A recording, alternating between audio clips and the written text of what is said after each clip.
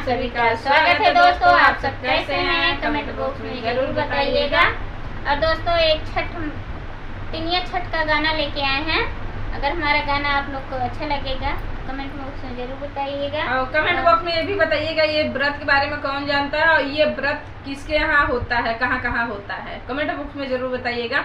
और स्वर गीत लेकर आए हैं इसी के ऊपर। आप सबको कैसा लगेगा फुल वॉच करके वीडियो के देखिएगा तभी समझ में आएगा इस गाने का।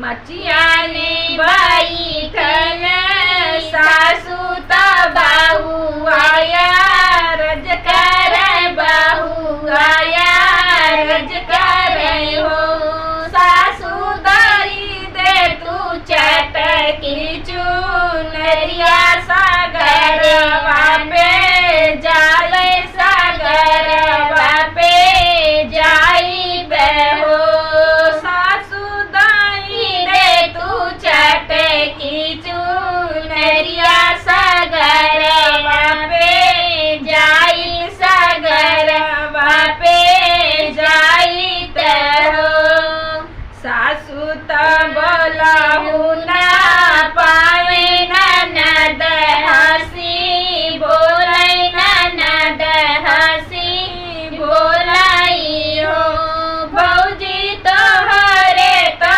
कानई बिटिया तो खेगा छठी अइबू तो केगा छठी अइबू हो भौजी तोहरे तो कानई बिटिया तो केगा छठी अइबू तो केगा छठी अइबू हो सासू जन कली दुवरिया ननद पीछू वरवा ननद पीछू वरानु हो सखिया मिले बाजार के बड़वा भीतर छठ पूजा भीतर छठ पूजा हो सखिया नीली बाजार के बड़वा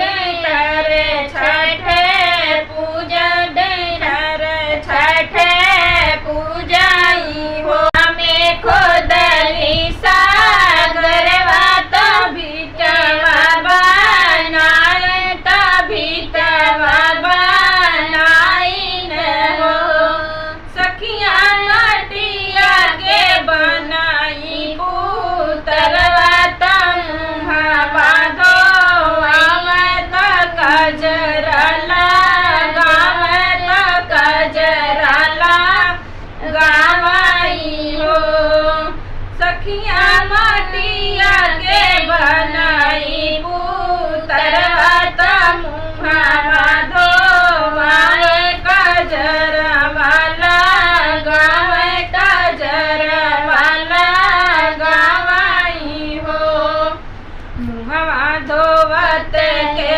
पुतरवा रे सकर सकर करे सकर सकर कराई हो सखिया अखिया में आजत काजरवा गोहारी मारी रोवे गोहारी मारी रोवाई हो सखिया अखिया में आजत काजरवा गोहारे मारी रोवे गोहारी मारी रोवाई हो सासू जी दुआरे से आवे ननद सुनी भाई ननद सुनी भाई न हो बहुआ के कारण रोवे लगा दिलवा के मड़ियानु खोलो के मड़ियानु खोलाऊ हो बहुआ के रोवे लगा दिलवा के मड़ियानु खोलो के मड़ियानु खोलाऊ हो एक हाथ खोलनी के मरवा दूसरे हाथे होरिला दूसरे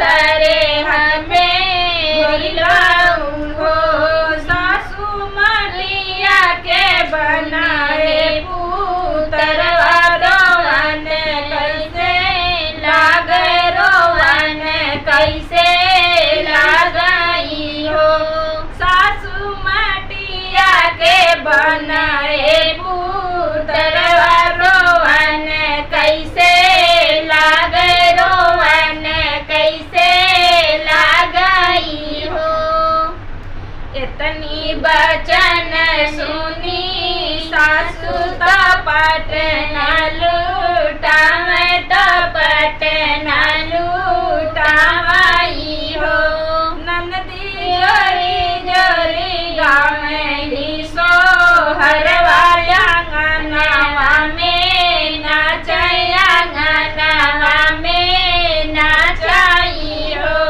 नंदा जोरे जोरे गावली सोहर वाला अंगनवा में नाचया अंगनवा में नाचई हो। हमारा स्वर गीत कैसा लगा कमेंट बॉक्स में जरूर बताइए। मिलते हैं नए गाने के साथ नेक्स्ट वीडियो में, तब तक के लिए धन्यवाद।